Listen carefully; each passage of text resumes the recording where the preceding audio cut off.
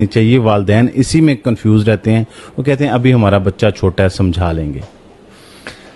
पता नहीं आपके पास कितना टाइम है, मैं आपको एक छोटा सा वाकया सुनाता हूँ। जी जी, ये वाकया ये है कि तकरीत इराक में एक गांव था। ठीक है सर। और उस गांव में एक जो गवर्नर था गांव का, उसका नाम था नजमुद्दीन अयूब, और वहां के खलीफा का नाम था उस्मान। सही। नजमुद्दीन अयूब की उम्र काफ़ी हो गई थी, तो उसने शादी नहीं की थी। तो जो खलीफा था, यानी उसका बॉस था, वो उसको कहता था तुम शादी क्यों नहीं करते, तुम्हें शादी करनी चाहिए। मगर वो कहता था मेरे तो मतलब की लड़की, मेरे चॉइस की लड़की नहीं है पूरे इस इलाके में। सही। तो उन्होंने कहा तुम्हारी क्या चॉइस है। उन्होंने कहा जी मेरी चॉइस ये है कि एक ऐसी लड़की हो जो मेरा हाथ पकड़े और मुझे जन्नत में ले जाए। अच्छा। और दूसरा, हम उसमें फिर एक औलाद हो, हम दोनों उसकी तरबियत करें, उसको एक शाह सवार बनाएं, और वो शाह सवार मुसलमानों के किबला अव्वल को फतह करे।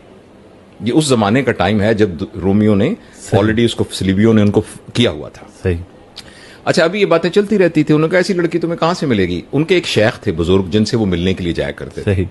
तो जो शेख थे वो पर्दे में खवातीन से भी गुफ्तगू किया करते थे। तो अभी जब ये दोनों बैठे थे तो एक खातून पर्दे में बैठी थी। तो शेख ने उनसे कहा कि बेटा तुम्हारे लिए हमने एक रिश्ता भेजा था, तो तुमने वो उसको कबूल नहीं किया। उसने कहा जी वो लड़का तो मेरे म्यार का नहीं था। उन्होंने कहा तुम्हारा क्या म्यार है बेटा। उन्होंने कहा मेरा म्यार ये, अब वो सुन रहे हैं अयूब साहब, तो उन्होंने कहा मेरा म्यार ये है कि ऐसा शख्स हो जो मेरा हाथ पकड़े और मुझे जन्नत में ले जाए, और हमसे एक औलाद पैदा हो जिसकी हम तरबियत करें, वो शाह सवार बने, और वो फिर मुसलमानों के खलीफा जो किबला अव्वल है उसको फतह करे।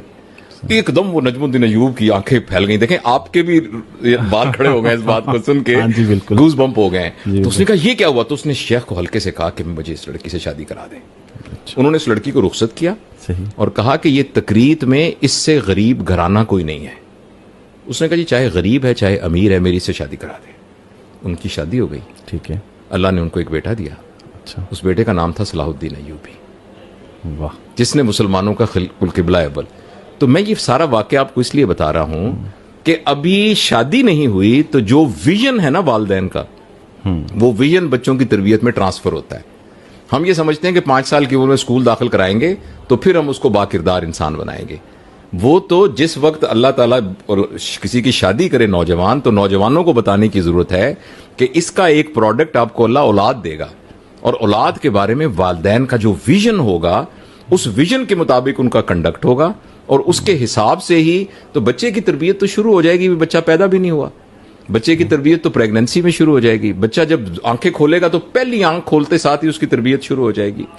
तो ये जो है ऐसा देखना, आपने देखा होगा बहुत से लोग ना कहते हैं सारे हमने अपने 4 बच्चों को डॉक्टर बनाना है, और वो खुद बड़े डेडिकेटेड होते हैं, उनके बच्चे सारे डॉक्टर बन जाते हैं। सही। जो उनका विजन होता है ना वो ट्रांसफर हो जाता है।